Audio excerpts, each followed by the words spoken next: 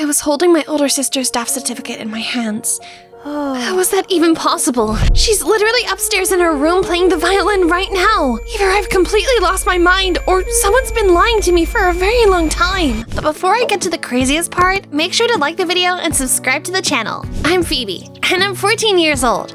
My family lived in a big, beautiful house in San Diego. My dad was a successful lawyer. My mom taught music. I had 3 older sisters, Ashley, Brianna, and Jordan. The 4 of us looked so alike that if we'd all been the same age, people would have thought we were quadruplets. But that was just an illusion.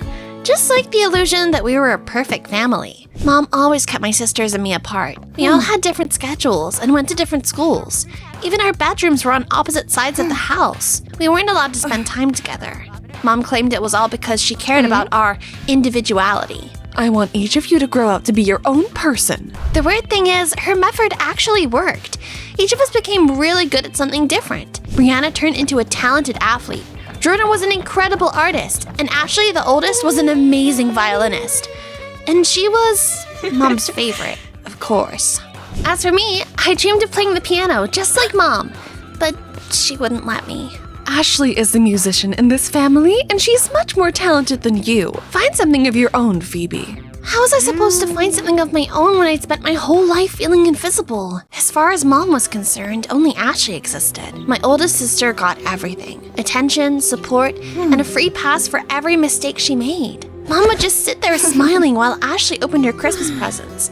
But as soon as Brianna, Jordan, and I started opening ours, she suddenly found something more important to do. Every summer, my sisters and I went to different camps.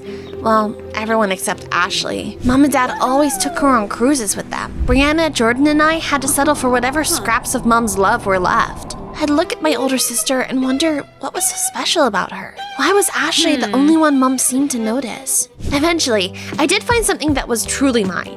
One day, I was feeling especially lonely, so I made ragdoll versions of my family.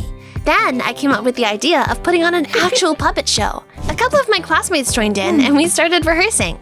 I was really proud of what we'd put together. So the day before the premiere, I made invitation tickets for my family.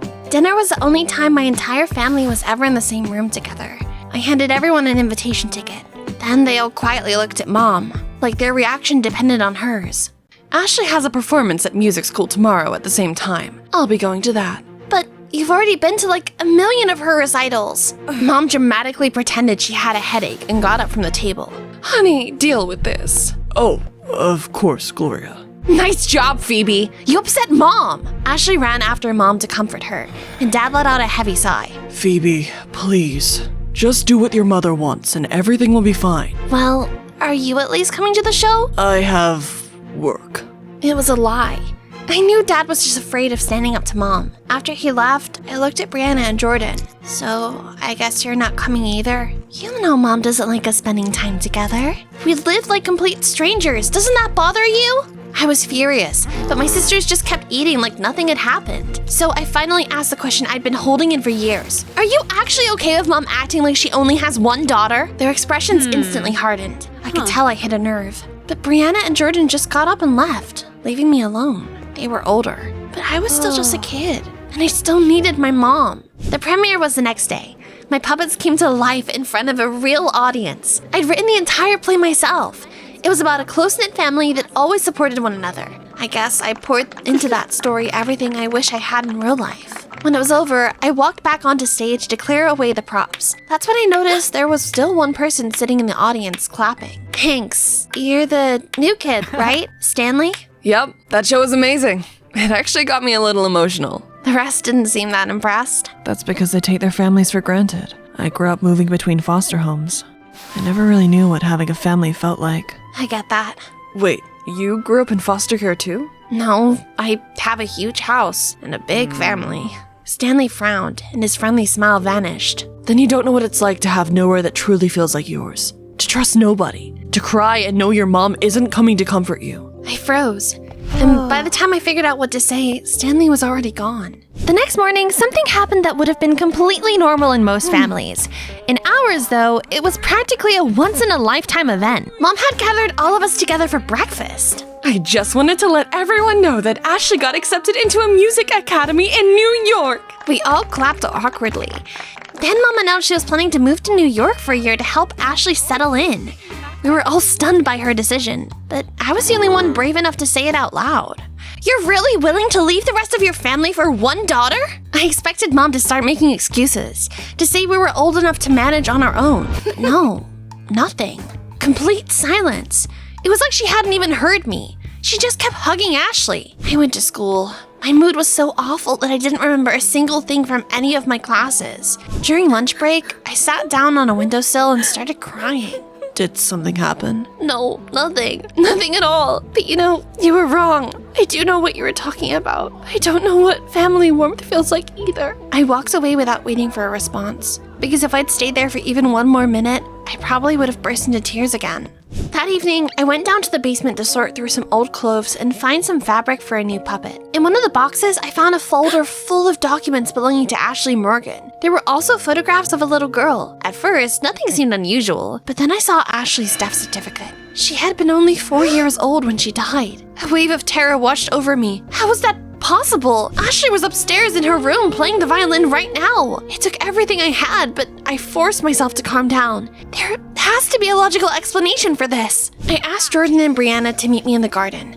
I was desperately hoping they'd laugh and tell me it was all some kind of mistake, but the moment I showed them the documents, Brianna went pale, and Jordan covered her mouth in shock. Put that back right now! And forget you ever saw this. Trust me, you don't want to make things worse. Worse for who? But instead of answering, they turned around and headed back inside. That's when I started feeling like my family was part of some giant play, and I was the only person who hadn't seen the script. The next up was Dad. As usual, he was sitting there with a distant look on his face, focused on work. But when I held up Ashley's death certificate, I saw something I'd never seen before in my life. Tears in my father's eyes. So, it finally happened. He locked the office door so nobody could overhear us. Then he revealed a dark and very sad secret our family had been hiding for years. A long time ago, we had a daughter named Ashley. She was our first child. Your mother and I loved her more than anything. Ashley was such an amazing little girl. She was always laughing. She could make friends with just about anyone. But when she was 4 years old, she died from leukemia. Losing Ashley destroyed your mother. Gloria suffered a severe mental breakdown and spent months in a psychiatric clinic. Even years later, she still couldn't fully accept Ashley's death. After that, Brianna was born, then Jordan. Gloria tried to be a good mother, but every now and then she'd crash, fall into a deep depression, and I'd have to send her back to the clinic. When you were born, Phoebe, I thought things would finally get better. Instead, they got worse. Postpartum depression piled on top of the grief she'd never recovered from. Gloria was falling apart right in front of my eyes. She still took care of Brianna and Jordan, but she couldn't even bring herself to be around you. Every time she tried, the pain came rushing back. Suddenly, so many things started making sense. Like why Mom always looked at me as if there were an invisible wall between us. Dad seemed to read my mind and let out a sigh. The problem was never you, Phoebe.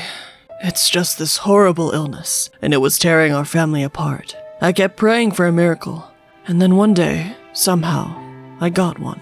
We were shopping at a supermarket when we saw a little girl. She was thin, wearing a dirty, torn dress, but she looked so much like our Ashley that it stopped me in my tracks. Gloria burst into tears and threw her arms around her. Ashley, my angel came back to me. I'm not Ashley. My name is Megan. Later, we found out that Megan had spent her whole life in foster care. She was a lonely little girl who had nobody. We decided to adopt her, and along with our last name, we gave her a new first name, Ashley. So, Mom actually convinced herself she was the real Ashley? Yes, she disappeared into a very dangerous illusion. I knew it was wrong, but for the first time in years, I saw Gloria happy, so I couldn't bring myself to destroy the illusion that was keeping her from another breakdown. What about Jordan and Brianna? They always knew Ashley was adopted, but I begged them to never tell anyone, and eventually they accepted the rules of the game. As for you, there was never any need to explain it. You were too little to understand. After Dad finished his story, I sat there trying to process it all. I honestly don't know what shocked me more. The fact that I'd once had a sister who died? The fact that the Ashley I'd grown up with was adopted?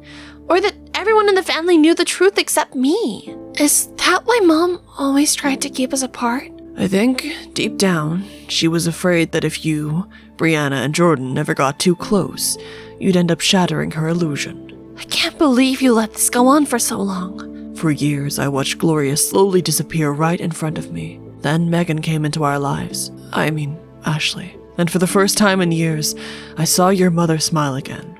I didn't say another word and just walked out of his office. The world around me hadn't changed. Same house, same walls, but somehow everything felt completely different. I decided to take all my anger and frustration out on the doll that represented Ashley. Stanley watched in confusion for a moment before coming over. Hey, about that conversation after the play.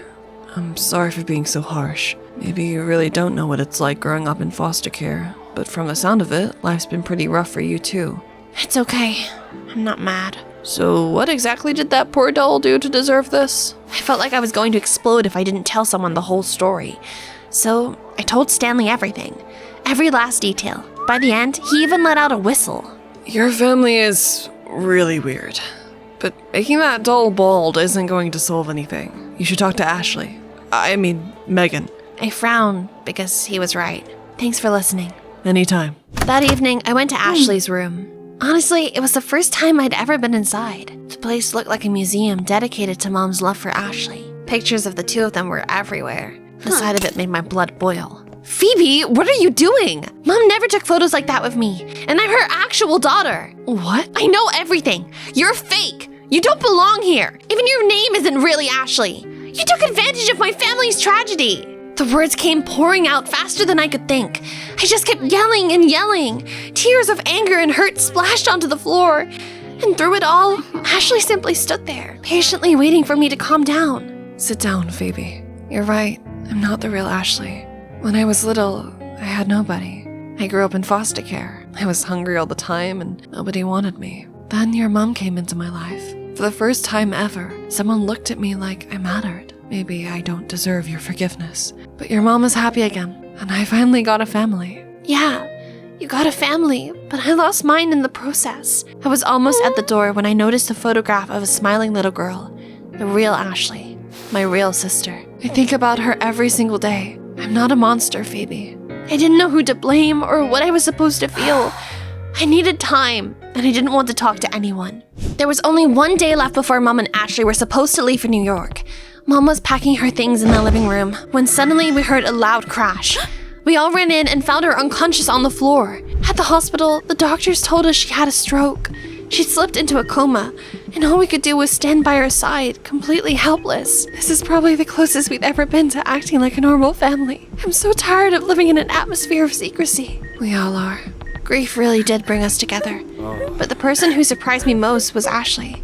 She cried constantly and barely left Mom's room for a second. Ashley knew Mom wasn't her biological mother, yet she loved her more than any of us did. 4 days later, Mom passed away without ever waking up.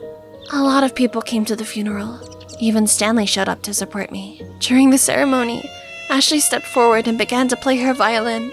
Her bow trembled in her hand, and tears streamed down her face. Watching her broke my heart. The melody was so beautiful and so heartbreaking that people all around us started crying too. That's Ashley? Yeah, that's her. She looks like she's about to fall apart. None of us loved Mom the way she did. Mom took a little girl out of foster care and gave her a happy childhood. Ashley was just trying to give that love back. I understand that now. When the ceremony was over and everyone had left, I walked up to Mom's grave. I forgive you, Mom. The moment I said those words, I felt lighter. Like I'd finally taken a huge weight off my chest. A few days after the funeral, Dad gathered all of us in the living room. Now that your mother's gone, we need to decide whether Ashley is still a part of this family. Dad, are you serious? Ashley is one of us. That's not even up for discussion.